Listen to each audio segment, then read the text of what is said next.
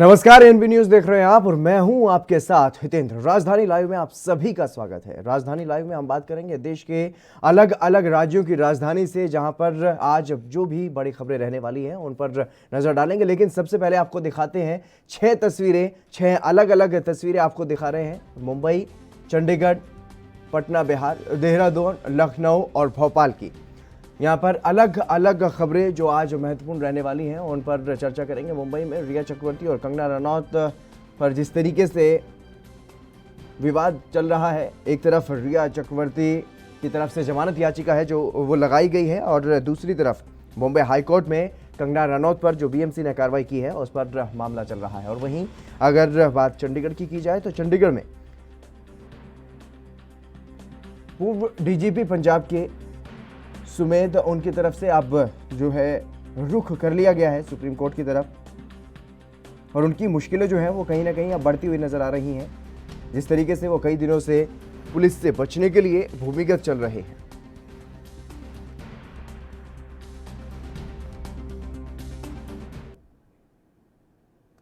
चलिए बढ़ेंगे खबरों की तरफ। सुशांत सिंह केस में मुख्य आरोपी रिया चक्रवर्ती ड्रग्स मामले में 22 सितंबर तक मुंबई के भायखला जेल में है और रिया ने अपनी जमानत के लिए मुंबई की एक विशेष अदालत में याचिका दाखिल की है, जिस पर आज फैसला। उनके वकील जो है बहस करके या जद्दोजहद करके तमाम चीजें जो है कोर्ट को संतुष्ट कर दिए होंगे, तो आज फैसला रिया चक्रवर्ती के फेवर में आ सकता है। जी, तमाम जानकारी देने के लिए बहुत बहुत शुक्रिया और आप नजर बनाए रखिएगा इस पूरे मामले पर। तमाम अपडेट अपने दर्शकों तक पहुंचाते रहेंगे। चलिए बढ़ेंगे अगली खबर की तरफ। शिवसेना और कंगना रनौत में तकरार के बीच बीएमसी ने कंगना रनौत के दफ्तर में कथित अवैध निर्माण को ध्वस्त कर दिया है और कंगना के दफ्तर पर बीएमसी ने जेसीबी क्यों चलवाई, इसे लेकर के उसने बॉम्बे हाईकोर्ट में अपना जवाब दाखिल किया है। बीएमसी ने गुरुवार को बॉम्बे उच्च न्यायालय में इनकार किया कि उसने किसी गलत मंशा से कंगना रनौत के बंगले में कथित अवैध निर्माण को ढहाने की कार्रवाई नहीं की है और कंगना रनौत ने बांद्रा के पाली हिल में अपने दफ्तर में कथित अवैध निर्माण को ढहाने को लेकर के बीएमसी की कार्रवाई को चुनौती दी है और मामले में बीएमसी ने एक हलफनामा भी दाखिल किया है। बीएमसी ने यह कहा है कि कंगना रनौत ने भवन के लिए मंजूर योजना में बिना किसी अनुमति के बदलाव करते हुए अवैध निर्माण किया है और अपने अवैध कृत्य को छिपाने के लिए वो बेबुनियाद और गलत आरोप लगा रही हैं और मामले को उलझा रही हैं। न्यायमूर्ति एसजे काठावाला और न्यायमूर्ति आरआई छागला की पीठ ने बुधवार को कथित अवैध निर्माण को ढहाने की कार्रवाई पर रोक लगाते हुए यह कहा था कि इसके पीछे दुर्भावना प्रतीत होती है। और वहीं बीएमसी की ओर से पेश वकील आसपी चिनॉय ने गुरुवार को दलील दी है कि कंगना रनौत ने इमारत के लिए मंजूर योजना का उल्लंघन करते हुए अपने बंगले में अवैध निर्माण करवाया। चिनॉय ने यह कहा है कि अदालत के निर्देश के तुरंत बाद ढहाने के काम को रोक दिया गया है, लेकिन हम अदालत से अनुरोध करते हैं कि वो याचिकाकर्ता को यथास्थिति बनाए रखने और उक्त परिसर में और कोई काम नहीं कराने का आदेश दें। गौरतलब है कि सुशांत केस में मुंबई पुलिस की कार्यप्रणाली पर सवाल उठाने के बाद कंगना शिवसेना के निशाने पर आ गई थी और अब दोनों में तकरार जारी है।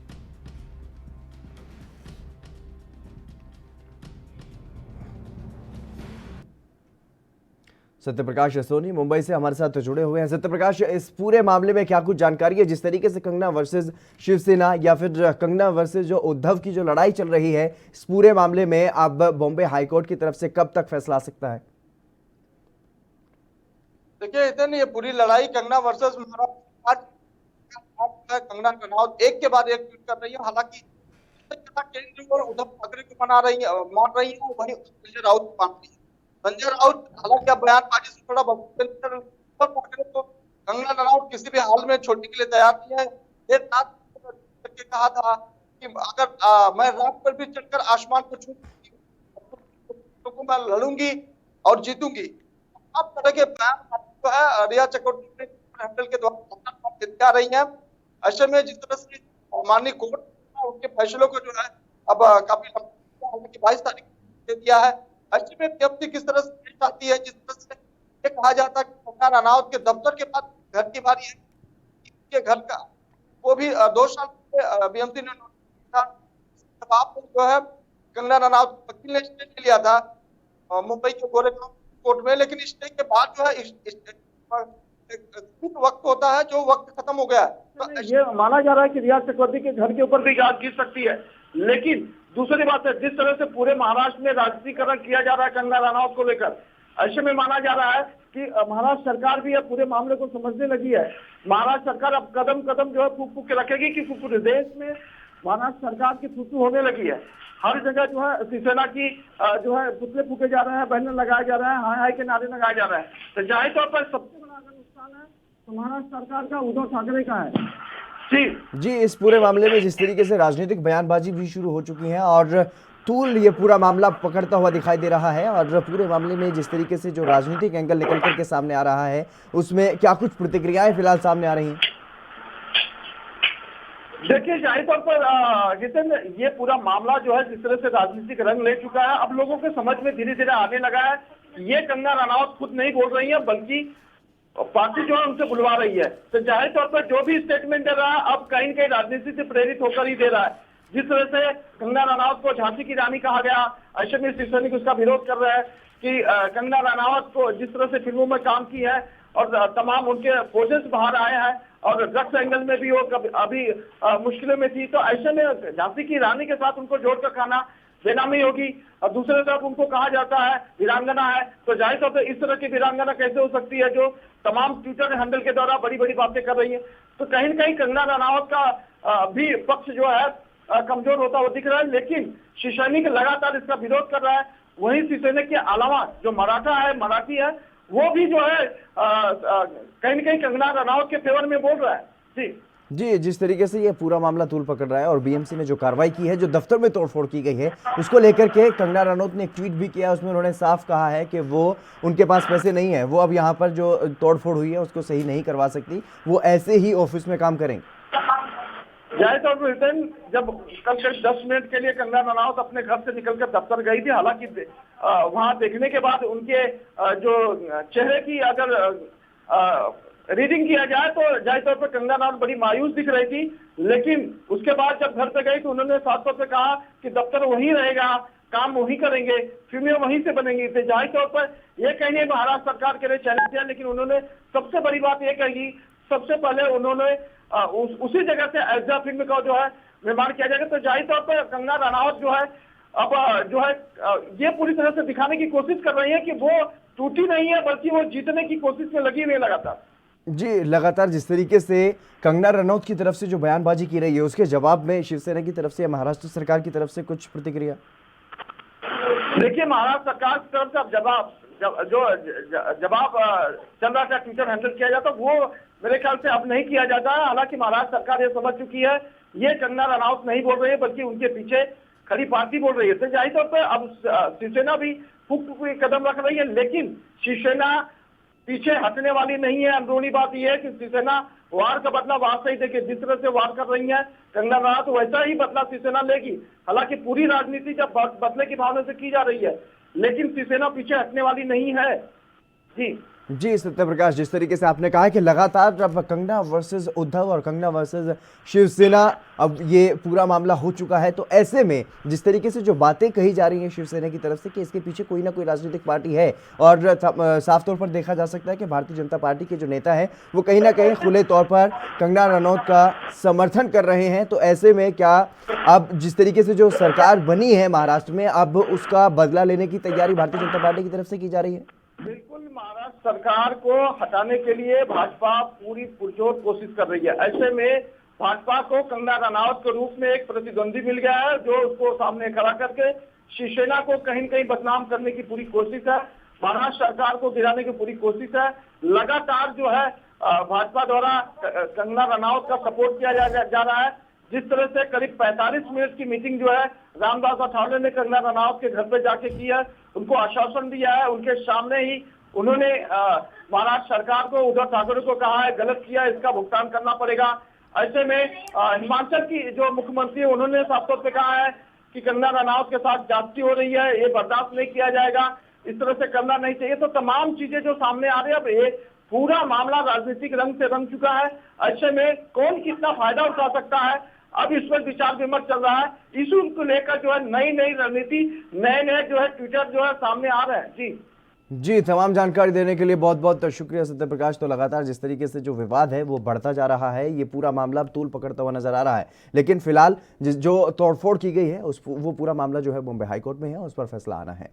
चलिए बढ़ेंगे अगली खबर की तरफ। 29 साल पुराने सीनियर आईएएस के बेटे बलवंत सिंह और मुल्तानी के अपहरण और हत्या के मामले में पंजाब पुलिस के पूर्व डीजीपी सुमेध सिंह सैनी की मुश्किलें बढ़ी हुई हैं और वो कई दिनों से पुलिस से बचने के लिए भूमिगत चल रही हैं। इतने ही नहीं, अपनी जेट प्लस सुरक्षा भी उन्होंने छोड़ दी है और वहीं मोहाली पुलिस की ओर से इस मामले के लिए गठित एसआईटी द्वारा सैनी को गिरफ्तार करने के लिए लगातार दिल्ली समेत कई राज्यों में छापेमारी भी की जा रही है।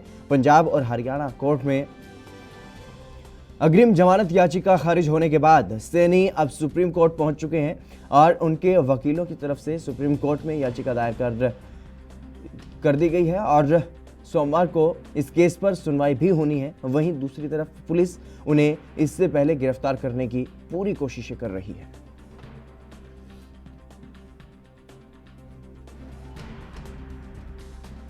लगातार पूर्व डीजीपी सुमेध सैनी की जो मुश्किलें हैं वो बढ़ती हुई नजर आ रही हैं। पहले स्थानीय कोर्ट, उसके बाद पंजाब हरियाणा हाई कोर्ट और अब सुप्रीम कोर्ट का रुख वो कर चुके हैं, लेकिन कहीं भी उन्हें राहत मिलती हुई दिखाई नहीं दे रही है और इसी के चलते वो अब अंडरग्राउंड भी हैं पुलिस से बचने के लिए। लेकिन पुलिस की तरफ से लगातार कार्रवाई की जा रही है।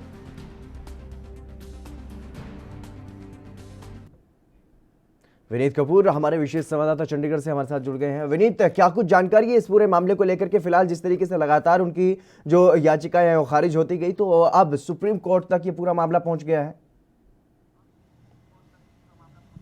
देखिए हितेंद्र, सीधे तौर पर अगर हम पूर्व डीजीपी सुमेध सिंह सैनी की बात करें तो जिस तरह से लगातार न्यायालय का दरवाज़ा खटखटा रहे हैं कि उनको अग्रिम जमानत जो है वो कोर्ट से मिल जाए, लेकिन अगर हम मोहाली कोर्ट की बात करें या फिर पंजाब हरियाणा हाई कोर्ट की बात करें तो यहाँ पर उनके द्वारा डाली याचिकाएं जो हैं वो खारिज हो चुकी हैं, जिसके बाद सुमेध सिंह सैनी जो हैं सुप्रीम कोर्ट का रुख करते हुए नजर आ रहे हैं। सुप्रीम कोर्ट में उनके द्वारा एक याचिका दायर की गई है जिसमें उन्होंने अग्रिम जमानत की मांग की है। हालांकि अभी रजिस्ट्री के अंदर ये याचिका जो है वो चेकिंग के लिए पेंडिंग पड़ी हुई है। कहा जा रहा है कि सोमवार तक इस याचिका पर सुनवाई हो सकती है। वहां पर देखने वाली बात रहेगी कि सुमेध सिंह सैनी पक्ष की दलीलों पर क्या सुप्रीम कोर्ट संतुष्ट हो पाता है या फिर नहीं, क्योंकि पिछली अगर हम हेयरिंग की बात करें जो पंजाब हरियाणा हाई कोर्ट में हुई थी, उसमें जिस तरह से जो पुलिस है, जो एजेंसी है या फिर जो सरकार है, उनकी तरफ से जो तथ्य पेश किए गए थे, जिस तरह से 2 गवाहों की गवाही वहां पर पेश की गई थी, तो उसके बाद जो पुलिस है उसका पलड़ा काफ़ी भारी होता हुआ नजर आया था, क्योंकि 2 गवाह भी ऐसे हैं जो उस समय सुमेध सिंह सैनी के साथ ड्यूटी कर रहे थे, जिसमें एक जगीर सिंह का नाम था, दूसरा कुलदीप सिंह का नाम था। दोनों पुलिसकर्मी हैं जो अप्रूवल बन चुके हैं और उन्होंने कहीं ना कहीं जिस तरह के बयान दिए हैं उससे इस पूरे घटनाक्रम का जो असल वाकया है वो एक्सपोज होता हुआ नजर आया कि किस तरह से सुमेध सिंह सैनी को पुलिस ने उनके मोहाली निवास से किडनैप किया, उसके बाद किस तरह से उनको सेक्टर 11 पुलिस स्टेशन या फिर सेक्टर 15 पुलिस स्टेशन लेकर गए, वहां पर 3rd डिग्री टॉर्चर दिया गया। उस टॉर्चर के दौरान किस तरह से जो बलवंत सिंह मुल्तानी है उसकी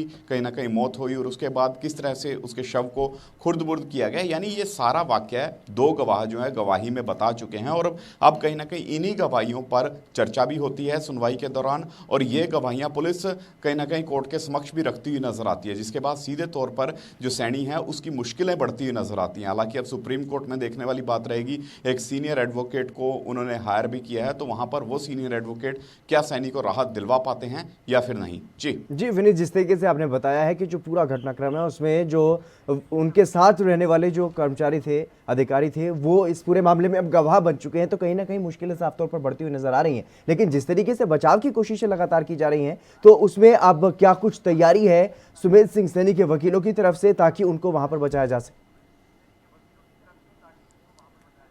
देखिए सीधे तौर पर सुमेध सिंह सैनी के अगर वकीलों की बात करें तो वो यही कहते हुए नजर आ रहे हैं कि इसमें तथ्यों को तोड़ मरोड़ के पेश किया जा रहा है। सीधे तौर पर वो अग्रिम जमानत की मांग कर रहे हैं, साथ साथ इस पूरे मामले की सीबीआई से जांच करवाने की मांग कर रहे हैं। वो कह रहे हैं कि प्रदेश के अंदर जो कैप्टन सरकार है वो बदले की भावना से काम कर रही है, लेकिन इस मामले में जिस तरह से तथ्य सामने आए, जिस तरह से पीड़ित परिवार जो पिछले 29 साल से इंसाफ की जंग लड़ रहा है उसकी बात करें तो उन्होंने जिस तरह से कहीं ना कहीं जद्दोजहद की, हालांकि IAS वायरस अब नहीं रहे, लेकिन उनके कह सकते हैं बलवंत सिंह मुल्तानी के जो भाई हैं वो अब न्याय की कहीं ना कहीं आस लगाए हुए विभिन्न कोर्ट्स में जा रहे हैं, पुलिस के पास जा रहे हैं, इसके अलावा सरकार के दरवाजे खटखटा रहे हैं कि आखिर उनके भाई के हत्यारे को सज़ा मिले। तो ऐसे में ज़रूर सैनी के जो तथ्य हैं वो कोर्ट में पेश किए जाते हैं, अलग अलग तरह के तर्क भी दिए जाते हैं, लेकिन उन तर्कों पर ये बयान जो हैं ये कहीं ना कहीं भारी पड़ते हुए नजर आ रहे हैं। हालांकि अगर हम हाई कोर्ट के वकील की बात करें जो पब्लिक प्रोसिक्यूटर थे सरतेज सिंह नरूला, वो कहते हुए नजर आए कि सुप्रीम कोर्ट में भी कहीं ना कहीं इन्हीं तर्कों के ऊपर बहस होगी, यही तथ्य जो हैं वो कोर्ट के समक्ष रखे जाएंगे,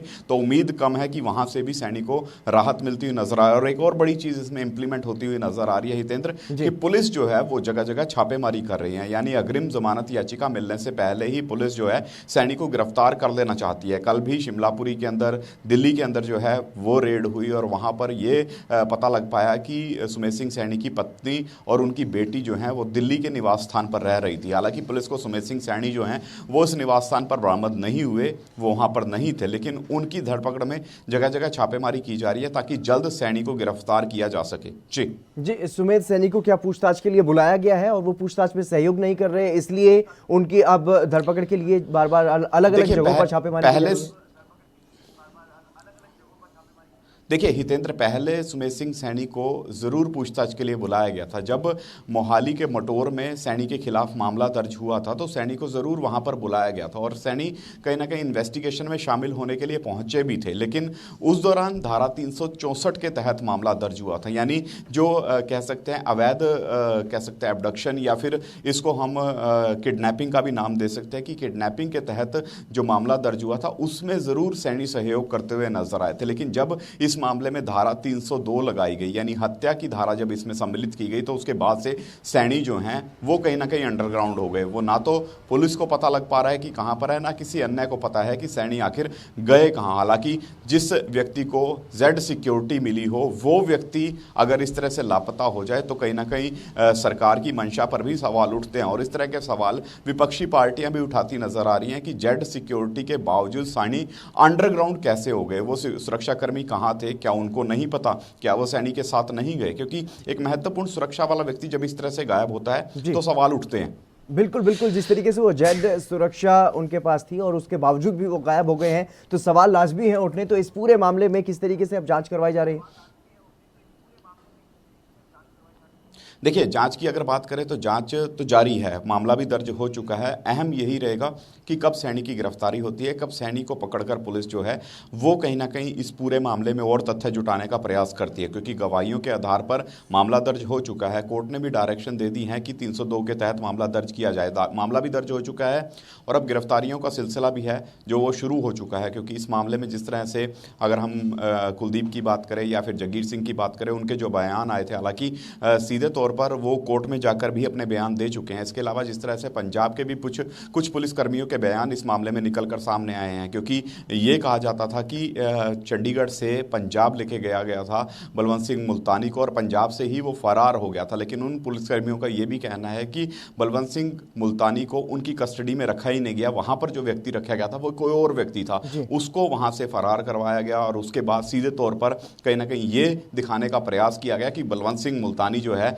वो जेल से फरार हुआ और उसके बाद उसकी कहीं ना कहीं मौत हो गई। तो इस तरह का पूरा प्रकरण रचा गया था, लेकिन अब इसके तार जो हैं वो इन गवाहियों के बाद खुलते से नजर आ रहे हैं। अहम है कि कब गिरफ्तारी होगी या फिर कब सुप्रीम कोर्ट से सुमेश सिंह सैनी को राहत मिलती नजर आएगी। लेकिन विनीत, जिस तरीके से आपने बताया कि जब से वो पूछताछ में शामिल हुए थे और जब से इसमें हत्या का जो मामला इसमें जुड़ा है उसके बाद से वो गायब हुए हैं, तो इस पूरे मामले में जो जेड के जो सुरक्षा कर्मी हैं, जेड प्लस सिक्योरिटी के, तो उनसे क्या पूछताछ की गई इस बारे में? वो कब गायब हुए, कैसे गायब हुए, इस बारे में क्या अभी तक कोई पूछताछ नहीं की गई किसी से? देखिए, उनसे पूछताछ जरूर की गई है, पता लगाने का प्रयास किया जा रहा है कि आखिर अचानक से सैनी कहां गायब हो गए। लेकिन जिस तरह से वो सुरक्षाकर्मी भी बताते हुए नजर आ रहे हैं कि उनको भी नहीं मालूम है कि आखिर सैनी कहाँ गए, किसके साथ गए, किस ढंग से गए, इस बारे में भी जानकारी जो है वो नहीं मिलती हुई नज़र आ रही है। लेकिन अब जिस तरह से उनका परिवार भी कहीं ना कहीं अंडरग्राउंड था, उनका परिवार अब मिलना शुरू हो चुका है। कहा जा रहा है कि उनकी पत्नी और बेटी जो है दिल्ली निवास स्थान पर पुलिस को मिल चुके हैं। हालांकि उनसे ज़रूर पूछा गया कि आखिर सैनी कहाँ है, तो उनका भी यही कहना था कि उनको नहीं मालूम कि आखिर सैनी कहाँ है। लेकिन जल्द गिरफ्तारी सैनी की इस मामले में हो सकती है, जिस तरह से पुलिस अब एक्टिव होती हुई नजर आ रही है। क्योंकि दूसरी तरफ विपक्षी पार्टियों की बात करें हितेंद्र, तो विपक्षी पार्टियां जो हैं इस मामले में सीधे तौर पर कैप्टन सरकार की मंशा पर सवाल उठा रहे हैं। वो ये कह रहे हैं कि पहले भी सैनी अपना ओहदा दिखाकर, अपना कहीं ना कहीं वर्चस्व दिखाकर इस तरह के मामलों में बचता सा नजर आया, और अब भी कहीं ना कहीं यही रसूख अपनाता हुआ नजर आ रहा है कि उसकी पावर का इस्तेमाल करके वो पहले तो अंडरग्राउंड हो जाता है, उसके बाद पुलिस उसका पता लगाने में कामयाब नहीं हो पाती, और अब कहीं ना कहीं गिरफ्तारियां जो ये कहा जा रहा है कि हम रेड कर रहे हैं कि जल्द गिरफ्तारी होगी, ये भी नामात्र की हैं। तो ऐसे में ज़रूर सवाल उठ रहे हैं मंशा पर भी, संजीदगी पर भी, और उन पुलिसकर्मियों की ड्यूटी पर भी, उन जेड सिक्योरिटी वाले जवानों की ड्यूटी पर भी जो 24 घंटे सैनी के साथ रहते थे, कि आखिर इतनी बड़ी सुरक्षा के बाद सैनी किस तरह से अंडरग्राउंड हो सकता है, और क्या ये जो सुरक्षा के जवान थे उस समय ड्यूटी पर कोताही बरत रहे थे। तो ऐसे में कई तरह के सवाल खड़े हो रहे हैं, इनके खिलाफ भी कार्रवाई की मांग की जा रही है। लेकिन देखने वाली बात होगी कि इस मामले में आने वाले दिनों में क्या कुछ नए मोड़ निकलकर सामने आते हैं। जी बिल्कुल विनीत, तो तमाम जानकारी देने के लिए बहुत बहुत शुक्रिया आपका। तो जिस तरीके से पूर्व डीजीपी सुमेध सैनी की जो मुश्किलें हैं वो लगातार बढ़ती जा रही हैं, लेकिन अब उन्होंने रुख जो है वो देश की सर्वोच्च अदालत का वो कर चुके हैं अपने बचाव के लिए, और लगातार कोशिशें उनकी तरफ से की जा रही हैं। लेकिन फिलहाल देखने वाली बात होगी कि क्या उनको राहत मिल पाएगी या फिर नहीं। फिलहाल रुकेंगे एक छोटे से ब्रेक के लिए, जल्द हाजिर होंगे।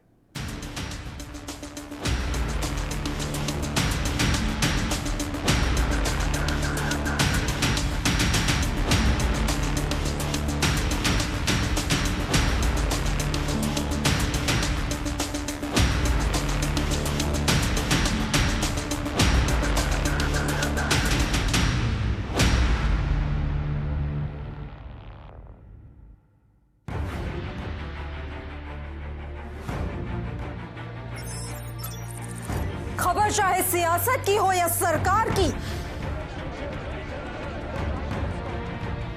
खबर चाहे भ्रष्टाचार की हो या गुनहगार की, दिन भर में क्या रहा देश जगत का हाल, किस मुद्दे ने बनाई किसकी सरकार, रखते हैं हम सब पर नजर, पहुंचाते हैं हम हर खबर। हम हैं ANB न्यूज।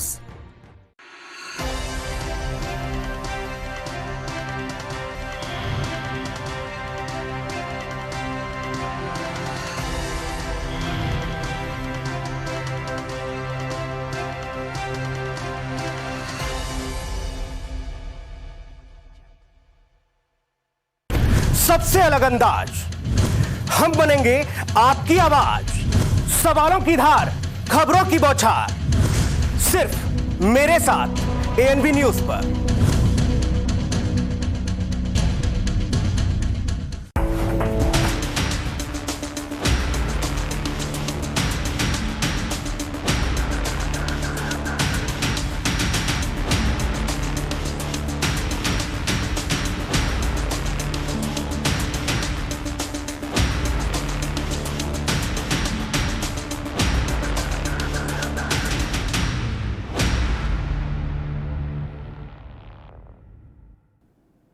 ब्रेक के बाद एक बार फिर से आप सभी का स्वागत है। राजधानी लाइव में अब बात करेंगे बिहार की। जेपी नड्डा बीजेपी के अध्यक्ष बिहार दौरे पर जा रहे हैं। 2 दिन के बिहार दौरे पर वो अब रहेंगे।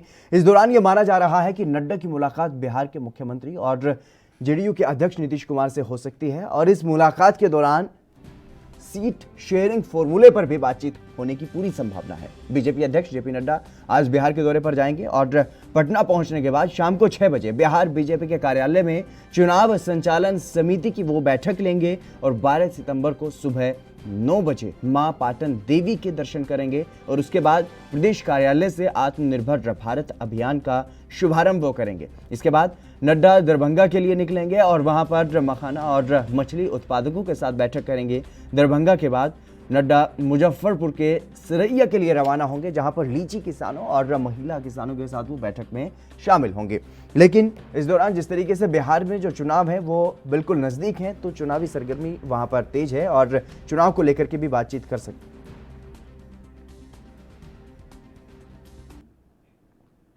मिथिलेश मिश्रा हमारे संवाददाता बिहार से हमारे साथ जुड़ चुके हैं। मिथिलेश जी, किस तरीके की क्या पूरी जानकारी है, किस तरीके के कार्यक्रम उनके रहेंगे जिस तरीके से वो बिहार दौरे पर पहुंच रहे हैं? देखिए, बीजेपी के 6 बजे के कार्यक्रम जो रखी गई है वो 4 उनके साथ 2 लोग जगत प्रकाश हैं और खास करके देवेंद्र फडणवीस मौजूद है वहाँ पे। तो ये 3 लोग की एक टीम है जो केंद्रीय से आएगा और काफी दिनों बाद ये लोगों ने बिहार में आने की बातें सामने में आ रही है। आप खास करके अगर देखा जाए तो बिहार में जो चुनाव है, चुनाव को लेकर के ही मूल रूप से इनकी मुद्दा की मानी जा रही है। इसके एक दिन पहले यानी कि कल प्रधानमंत्री नरेंद्र मोदी का जिस तरह वर्चुअल हुआ था, उसमें जो पैकेज उन्होंने दिया था उस पैकेज को विस्तृत रूप से बिहार के विकास की बातें उसमें करेंगे। और जब वो आएंगे तो जदयू और जो खासकर के क्षेत्रीय पार्टी है और चूंकि आप केंद्रीय पार्टी बीजेपी का दोनों का मिश्रण होकर के सीट के बंटवारे को लेकर के बातचीत भी की जाएगी। तो कई मुद्दे हैं जिन मुद्दों पर बिहार में ये नड्डा और बाकी जो भी केंद्रीय टीम के लोग हैं उन लोग बातें करेंगे। सबसे अहम बातें तो यहाँ पर ये रहेगी कि जो कार्यकर्ता जो सिर्फ के कार्यकर्ता हैं बीजेपी के, वे सारे लोग इस कार्यक्रम में मौजूद रहेंगे, बीजेपी के कार्यालय में मौजूद रहेंगे। थोड़ी देर पहले वहाँ के प्रवक्ता संजय टाइगर से मेरी बातचीत हुई है, उसमें उन्होंने खासतौर पर यही कहा है कि जो चुनाव है, चुनाव को लेकर के मूल रूप से मुद्दा बनाई जाएगी। खास करके रणनीति जो तैयार की जा रही है इन सीटों पे, क्योंकि बीजेपी अपनी इन सीटों को छोड़ना नहीं चाहती है जहां से वो विजय हासिल कर चुकी है और वैसे सीट को भी हासिल करने के प्रयास कर रही है, क्योंकि केंद्रीय बड़ी पार्टी के रूप में ये बीजेपी को माना जाता है। और उनके साथ जो समीकरण बनाई गई है जदयू की ओर से, वो क्षेत्रीय पार्टी है, लेकिन अपनी मजबूती से अपनी तमाम सीटों पर लाने के लिए वो 50-50 की बातें करना चाहते हैं। और इन तमाम मुद्दों पे अगर देखा जाए तो खास करके नड्डा का आने का शुभारंभ की जा रही है। और सबसे अहम बात तो ये भी मानी जा रही है इस विषय पे कि काफी अरसे के बाद नड्डा आ रहे हैं और अपने कार्यकर्ताओं से मुलाकात करेंगे और रणनीति तैयार करेंगे कि आगामी विधानसभा चुनाव में किस तरीके से ऐसा कार्य किया जाए जिसके तहत में हम लोग ज्यादा से ज्यादा सीट निकल पाए। और खास करके जो जदयू के नेता हैं उनसे भी मुलाकात करने के दरमियान में ये लोग अपने सीट की बंटवारे की बातें को करेंगे, उसमें यही रखेंगे ये बात को कि कैसे ज्यादा से ज्यादा सीट को हम लोग हासिल करके अपने उम्मीदवारों को खड़ा करके वहां से जीत हासिल कर सकते हैं। तो तमाम कई मुद्दे हैं जहां पर ये लोग बातें करने के लिए प्रयास कर रहेंगे। जी मिथिलेश, जिस तरीके से आपने बताया कि जिस तरीके से चुनाव अब नजदीक हैं और ऐसे में पार्टी के कार्यकर्ताओं में तो दम भरने का काम करेंगे ही चुनाव को लेकर के, लेकिन जो सहयोगी दल हैं, क्या नीतीश कुमार के अलावा बाकी सहयोगी दल जो हैं उनसे भी बातचीत कर सकते हैं? देखिए, मूल रूप से यहाँ आने का आगमन उनका जदयू के ही मूल रूप से मानते हैं, क्योंकि उनकी दोनों लोग की जो समीकरण बनाई गई थी, खास करके जब गठबंधन टूटा था जी, और टूटने के बाद में बीजेपी और जदयू का जो तैयारी की गई उसके मूल अगर देखा जाए तो जदयू बड़ी पार्टी के रूप में यहाँ पे है और जदयू के साथ में जितने भी पार्टी जो छोटे छोटे इकाई के रूप में अगर देखा जा रहा है, ये सारे लोगों को पहले से ही अपनी एकमत कर करके अपनी सीट की बंटवारे को लेकर के उन लोग बातचीत कर चुके हैं। अब बीजेपी बड़ी पार्टी के रूप में है और ये सारे अपनी सीटों को लेकर के बंटवारा करना चाहते हैं। तो उन तमाम लोगों से पहले से ही वो लोग लगभग कंप्लीट कर चुके हैं कि मुझे किन सीटों पर बातें कर लेनी है। छोटी छोटी इकाई से किसी भी पार्टी यहाँ पर मौजूद है, लेकिन बड़ी पार्टी के रूप में बीजेपी है, उनसे आज आम फैसले लेने की बातें सामने में आ रही है। किन किन सीटों पे बीजेपी अपनी सीट करेगी, कौन से विधानसभा चुनाव पे अपनी आगाज करने की तैयारी कर सकती है। तो ये सीधे कहा जा सकता है कि जदयू और बीजेपी का ये एक अच्छी शुरुआत की दौर है जहां पर ये लोग अपनी बैठक कर करके आम फैसला ले सकते हैं। जी मिथिलेश, जिस तरीके से जेपी नड्डा जो कि बीजेपी के अध्यक्ष हैं वो बिहार में जा रहे हैं, तो जो बीजेपी के जो कार्यकर्ता हैं उनमें किस तरीके का उत्साह फिलहाल देखने को मिल रहा है? उनके जो अध्यक्ष हैं वो बिहार दौरे पर पहुंच रहे हैं। जी, एक सबसे बड़ी बात है कि अभिभावक आ रहे हैं। उन लोगों के जो जोश था जो समर्पण है बीजेपी के कार्यकर्ताओं को अपने पार्टी के प्रति, वो सामने दिखने लगा है। सभी लोगों के मन में एक उत्साह जागृत है कि हमारे राष्ट्रीय अध्यक्ष यहाँ मौजूद हैं, आ रहे हैं, और इन तमाम गतिविधियों को लेकर के उन लोगों में एक आम फैसला कि हर एक, अगर पंचायत स्तर की भी बातें करें तो वहाँ जो कार्यकर्ता मौजूद है उनके भी एक उत्साह होते हैं, एक जोश होते हैं अपनी पार्टी के प्रति में, और उनके जो शीर्ष के नेता है उनकी अपने फैसले होते हैं। तो ये अगर देखा जाए तो कार्यकर्ताओं के बीच में एक अच्छी पहल की बातें सामने में आ रही है, अच्छी जोश की सामने में आ रही है, और समर्पण तो पार्टी के प्रति है ही।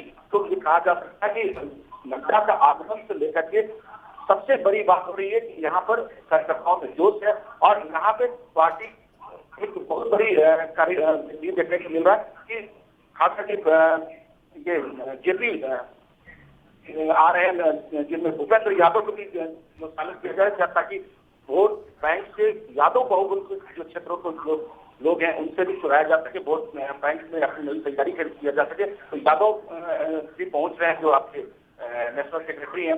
तो सीधे तौर पर कहा जा सकता है कि बीजेपी के कार्यकर्ताओं में काफी जोश देखने को मिल रहा है। लेकिन मिथिलेश जी, जिस तरीके से बिहार में चुनाव है और चुनाव से पहले जो दल बदलने का जो सिलसिला होता है वो भी कहीं ना कहीं अब शुरू हो चुका है बिहार में, तो ऐसे में क्या किसी बड़े नेता को, किसी दूसरी पार्टी के बड़े नेता को वो बीजेपी में ज्वाइन करवा सकते हैं?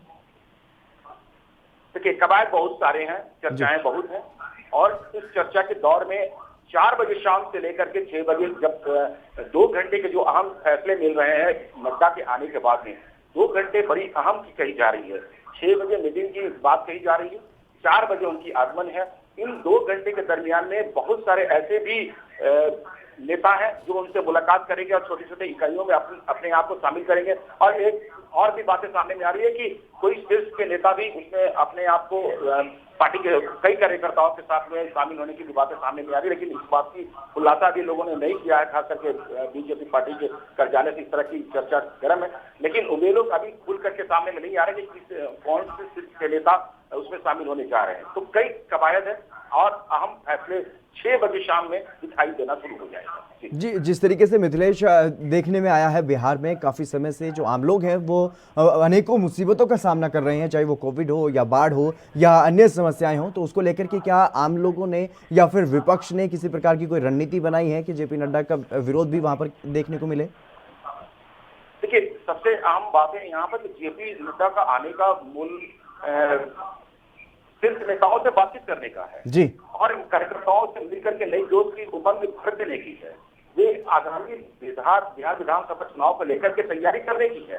तो वो अपनी रणनीति समीकरण बनाने को लेकर के इनकी आगमन है। और खास करके जिस तरीके कोविड-19 का या बाढ़ पीड़ितों की क्षेत्र की बात की जाए तो ये सीधे तौर पर जदयू के पल्ले में झांक करके निकल जाने की बात भी सामने में कही जा सकती है। लेकिन यहाँ पर जदयू की ही एक सरकार बनी हुई है, बीजेपी से सरकार का साथ देते हुए, तो जदयू के ही मामले को लेकर उन्होंने खर्च करके निकल जाए, क्योंकि अभी दोनों पार्टी मिल करके चुनाव में लड़ना चाहते हैं। लेकिन यहाँ पर अगर देखा जाए तो अंदरूनी एक द्वंद्व युद्ध भी है, खास करके ऐसे मुद्दों को लेकर के।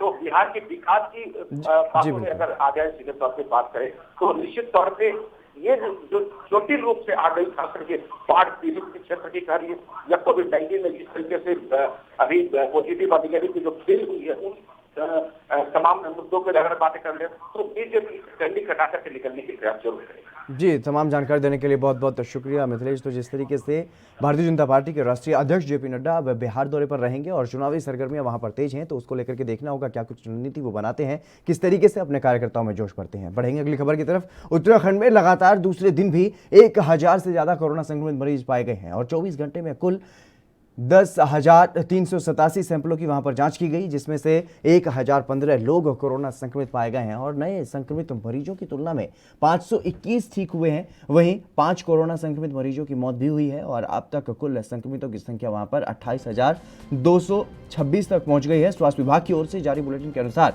गुरुवार को 10,387 सैंपलों की जांच रिपोर्ट आई है और इसमें 9,372 सैंपल नेगेटिव मिले हैं। वहीं देहरादून में सबसे ज्यादा 275 कोरोना मरीज मिले हैं और उधम सिंह नगर में 248, हरिद्वार में 157, पौड़ी में 58, पिथौरागढ़ में 41, रुद्रप्रयाग में 30, अल्मोड़ा में 24, चमोली में 24, टिहरी में 21, बागेश्वर में 18, उत्तरकाशी में 1 संक्रमित मिला है और वहीं दूसरी ओर चंपावत जिले में कोई भी संक्रमित नहीं पाया गया।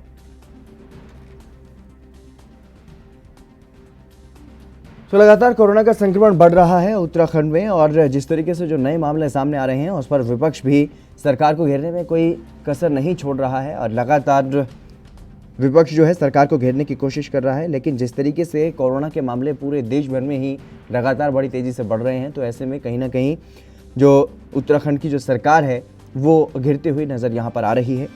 जिस तरीके से लगातार 1000 से ज़्यादा मामले जो हैं वो अब सामने आने लगे हैं राज्य में, तो ऐसे में कहीं ना कहीं उसको लेकर के अब विपक्ष ने सरकार को घेरना शुरू कर दिया है कि कोरोना महामारी को रोकने में सरकार फेल साबित हुई है। इस तरीके के आरोप विपक्ष की तरफ से लगाए जा रहे हैं और उत्तराखंड में लगातार दूसरे दिन 1000 से ज़्यादा कोरोना संक्रमित मरीज पाए गए हैं। 24 घंटे में अगर बात की जाए तो 10,387 सैंपलों की जांच की गई है, जिसमें से 1015 लोग कोरोना से संक्रमित पाए गए हैं। और ऐसे में लगातार जिस तरीके से कोरोना का संक्रमण फैल रहा है, जब से देश भर में अनलॉक की प्रक्रिया जो है वो शुरू की गई, अब पूरी तरह से लगभग देश अनलॉक हो चुका है, तो ऐसे में उत्तराखंड में भी अनलॉक किया गया है और अब लोग सड़कों पर आने लगे हैं, बाहर निकलने लगे हैं, बाजारों में जाने लगे हैं, अपना काम करने लगे हैं। ऐसे में कहीं ना कहीं आम लोग लापरवाही बरत रहे हैं और स्थानीय प्रशासन जो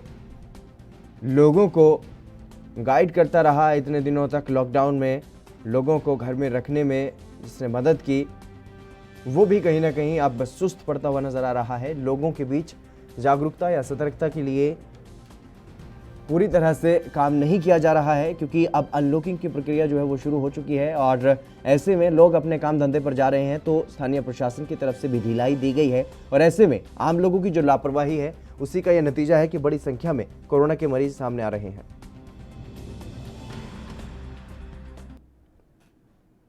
चलिए बढ़ेंगे अगली खबर की तरफ। लगातार उत्तर प्रदेश के अंदर जिस तरह से कोरोना महामारी बढ़ रही है, ऐसे में जो उत्तर प्रदेश की स्वास्थ्य सेवाएं हैं वो बदहाल होती हुई दिखाई दे रही हैं। उत्तर प्रदेश में कई ऐसे प्राइवेट हॉस्पिटल हैं जिनको कोरोना के इलाज के लिए बनाया गया है, लेकिन जिस तरह से वहां पर मरीजों के साथ खिलवाड़ हो रहा है, आए दिन प्राइवेट हॉस्पिटल में भी मरीजों की मौत हो रही है। उसको लेकर के आए दिन तीमारदार के द्वारा प्रदर्शन कहीं ना कहीं देखने को मिल रहे हैं। उत्तर प्रदेश के अंदर साफ तौर पर ऐसे प्रदर्शन देखे जा रहे हैं। ऐसे में स्वास्थ्य विभाग किसी प्रकार की कोई कार्रवाई नहीं करता हुआ दिखाई दे रहा। और वहीं आपको बता दें कि राज्य में पिछले 24 घंटे की अगर बात की जाए तो प्रदेश में इस जानलेवा वायरस के 7042 नए मामले सामने आए हैं और प्रदेश में एक्टिव मामलों की कुल संख्या 66,317 तक पहुंच गई है। और प्रदेश में अब तक कोविड-19 से संक्रमण के बाद 2,21,506 लोग ठीक हो चुके हैं और वहीं रिकवरी रेट 75.85% तक पहुंच गया है। वहीं यूपी के अपर मुख्य सचिव स्वास्थ्य अमित मोहन प्रसाद का यह कहना है कि पिछले 24 घंटे में कोरोना के 7042 नए मामले सामने आए हैं और एक्टिव मामलों की अगर बात की जाए तो 66,317 हैं। जो लोग पूरी तरह से ठीक होकर डिस्चार्ज हो चुके हैं उनकी संख्या 2,21,506 हो गई है। लगातार उत्तर प्रदेश में भी कोरोना का जो कहर है वो बढ़ता हुआ नजर आ रहा है और कोरोना टॉप 5 में अब ऊपर की तरफ बढ़ता हुआ दिखाई दे रहा है। जिस तरीके से बड़ी तेजी से अब मामले सामने आ रहे हैं लगातार कोरोना के, और उसको लेकर के सीएम योगी सख्त भी दिखाई देते हैं। बार बार टीम 11 की वो बैठक लेते हैं, सख्त दिशा निर्देश दिए जाते हैं, लेकिन उसके बाद ऐसा लगता है कि जो वो सख्त निर्देश देते हैं वो सिर्फ वहीं पर ख़त्म हो जाते हैं, उस पर इम्प्लीमेंट नहीं किया जाता है। और इसी वजह से कहीं ना कहीं जो स्थानीय प्रशासन है अलग अलग जगहों पर उनकी ढिलाई देखने को मिलती है। आम लोग लापरवाही बरत रहे हैं। उनसे कोरोना नियमों का पालन करवाने के लिए जो सख्ती बरतने की बात कही जाती है सरकार की तरफ से, उसका पालन ना ही तो स्थानीय प्रशासन करता है और ना ही आम लोग करते हैं। इसी वजह से शायद कोरोना के जो मामले हैं वो लगातार बढ़ते हुए नज़र आ रहे हैं। और जिस तरीके से कोरोना की रफ्तार बढ़ रही है, विपक्ष भी हमलावर है सरकार पर और सरकार की तरफ से कोशिशें हालांकि ज़रूर की जा रही हैं, लेकिन कहीं ना कहीं जितनी भी कोशिशें की जा रही हैं वो नाकाम साबित हो रही हैं।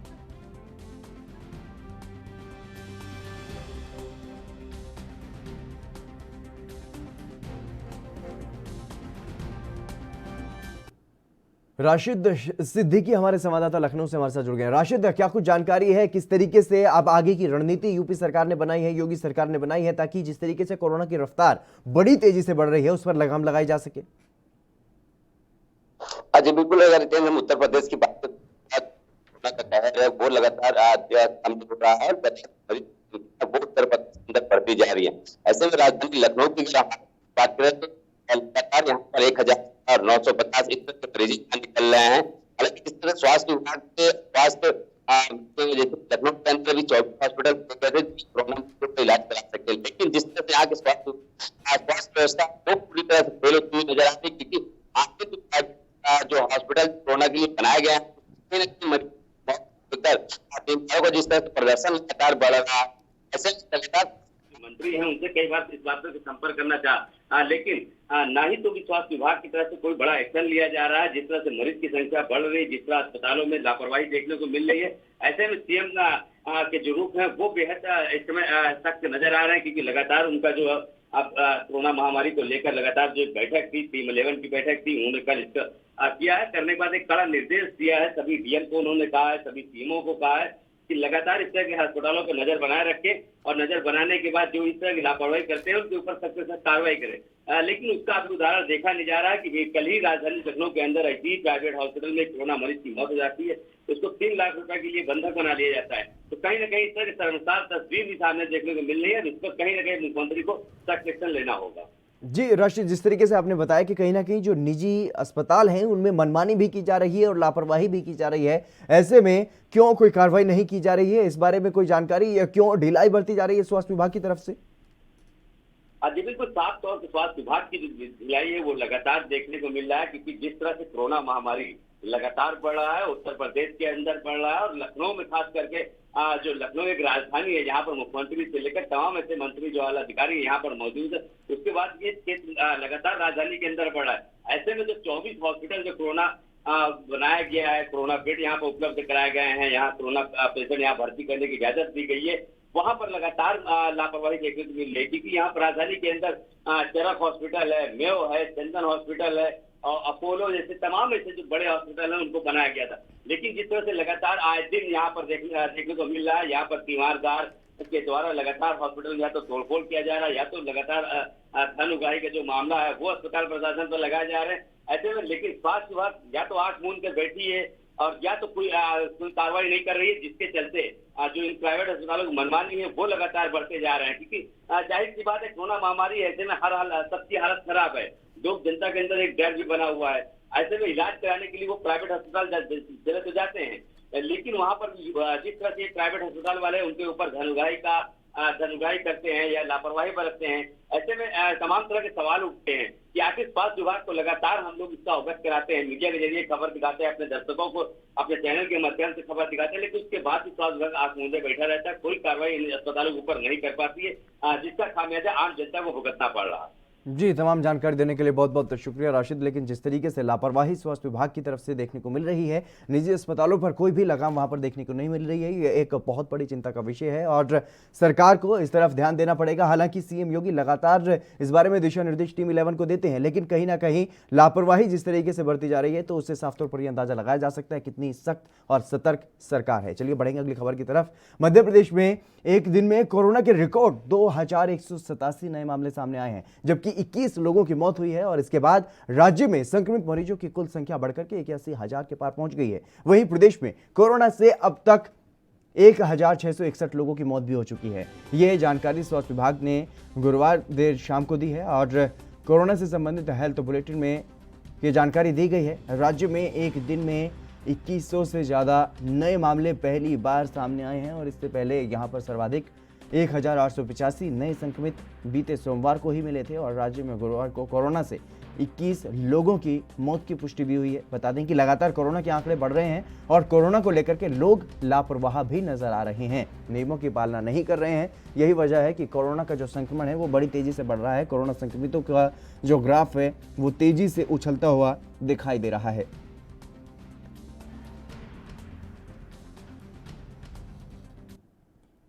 गणेश तिवारी हमारे संवाददाता हमारे साथ लाइव जुड़ चुके हैं। गणेश, क्या कुछ जानकारी है फिलहाल मध्य प्रदेश में जिस तरीके से रिकॉर्ड मामले सामने आ रहे हैं?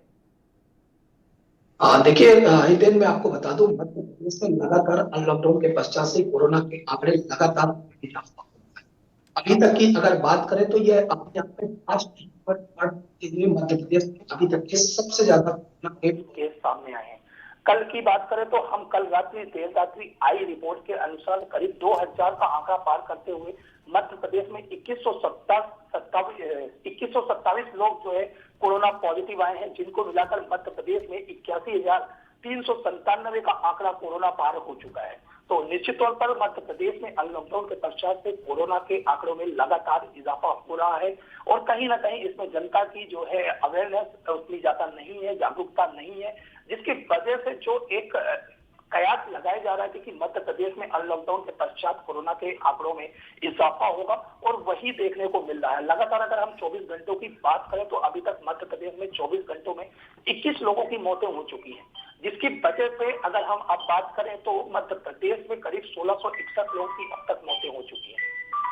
जी गणेश, जिस तरीके से आपने बताया कि कहीं ना कहीं लोगों में जागरूकता की कमी है और जिस तरीके से अब लोग जो हैं वो लापरवाह होते हुए नजर आ रहे हैं। एक बड़ा लंबे समय देशवासियों ने लॉकडाउन में बिताया है और उसके बावजूद भी अगर लोग जागरूक नहीं हो रहे हैं कोरोना महामारी को लेकर के, ये एक बहुत बड़ी समस्या है। और ऐसे में जिस तरीके से स्थानीय प्रशासन की तरफ से कई जगहों पर हालांकि एक पहल शुरू की गई है, भीड़ भाड़ वाले इलाकों में लोगों को जाकर के वहां पर जागरूक भी किया जा रहा है और जो नियमों का पालन नहीं कर रहा है उनके चालान भी काटे जा रहे हैं। तो ऐसे में जिस तरीके से आपने बताया है कि कहीं ना कहीं लोग अभी भी जो जागरूक नहीं है, इतना लंबा समय लॉकडाउन में बिताने के बावजूद भी अगर जागरूक नहीं है, इतनी बड़ी संख्या में कोरोना के मामले हर दिन सामने आ रहे हैं और जिस तरीके से प्रशासन की तरफ से भी कई जगहों पर पहल की जा रही है, तो ये पहल हर जगह क्यों नहीं की जा रही? इस तरीके की पहल जहां पर भी लोग कोरोना के नियमों की अवहेलना करते पाए जाए वहां पर उन पर जुर्माना लगा दिया जाए।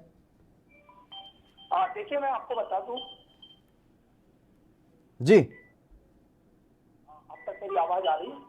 जी, मैं आपकी आवाज सुन पा रहा हूँ। जी, मैं आपको बता दूं, देखिए कि मध्य प्रदेश में जो पहल है लगातार जी, तो लगातार जिस तरीके से कोरोना के मामले मध्य प्रदेश में बढ़ते हुए नजर आ रहे हैं, हालांकि जिस तरीके से सरकार की तरफ से तैयारियां की जाती हैं, सरकार ने रैंडम टेस्टिंग भी करवाई है, कोरोना के खिलाफ अभियान भी चलाया है मध्य प्रदेश में और अलग अलग जगहों पर जाकर के जांच की गई, बड़ी संख्या में जांच की जा रही है लगातार। लेकिन उसके बावजूद भी लोगों में कहीं ना कहीं अगर बात की जाए, जागरूकता की कमी देखने को मिल रही है या फिर लापरवाही बरती जा रही है लोगों की तरफ से जानबूझकर, ये एक बड़ी समस्या का विषय बना हुआ है। गणेश, क्या आप मेरी आवाज सुन पा रहे हैं?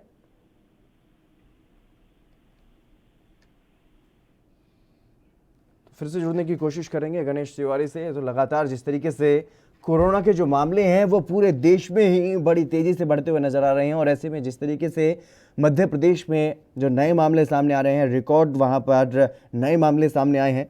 जानकारी के अनुसार 2000 से ज़्यादा जो मामले सामने आए हैं, वो पहली बार ऐसा हुआ है कि 2187 नए मामले सामने आए हों। ये बड़ी संख्या में नए मामले सामने आए हैं और इसकी साफ तौर पर वजह यही बताई जा रही है, या तो लोगों में जागरूकता की कमी है या फिर लोग जानबूझकर लापरवाही बरत रहे हैं, कोरोना को नज़रअंदाज करने की कोशिश कर रहे हैं। लेकिन कोरोना अभी छोड़कर जाने वाला नहीं है। जिस तरीके से केंद्र सरकार, राज्य सरकार की तरफ से, स्वास्थ्य विभाग की तरफ से लगातार ये कहा गया है अनलॉक की प्रक्रिया से पहले भी कि अनलॉक किया जा रहा है, क्योंकि अभी तक इस बीमारी के बारे में ज़्यादा जानकारी नहीं थी। लेकिन अब बीमारी के बारे में जानकारी भी पता चल गई है। हालांकि इलाज अभी तक जो होना चाहिए, जो वैक्सीन होनी चाहिए, वो अभी तक नहीं है। लेकिन जो लोग ठीक हो रहे हैं स्वास्थ्य सुविधाओं से, तो उसमें कहीं ना कहीं बेहतर रिजल्ट जो है वो देखने को मिले। तो इसी को देखते हुए अनलॉक की प्रक्रिया को शुरू किया गया था और लोगों से अपील की गई थी कि लोग ये ना समझें कि अगर लॉकडाउन खत्म हो रहा है तो कोरोना भी खत्म हो चुका है। और इसी का ये नतीजा अब देखने को मिल रहा है। लोग लापरवाही बरत रहे हैं और कोरोना के मामले बढ़ रहे हैं। इसीलिए एएनबी न्यूज़ भी अपने सभी दर्शकों से अपील करता है कि लापरवाही बिल्कुल भी ना बरतें, अन्यथा आप कोरोना की चपेट में आ सकते हैं। और अगर आप खुद में या अपने किसी सगे संबंधी में किसी भी प्रकार के लक्षण देखते हैं तो तुरंत जांच करवाएं और कोरोना से लड़ने में देश का सहयोग करें। फिलहाल इस खास बुलेटिन में बस इतना ही। आप देखते रहिए एएनबी न्यूज़।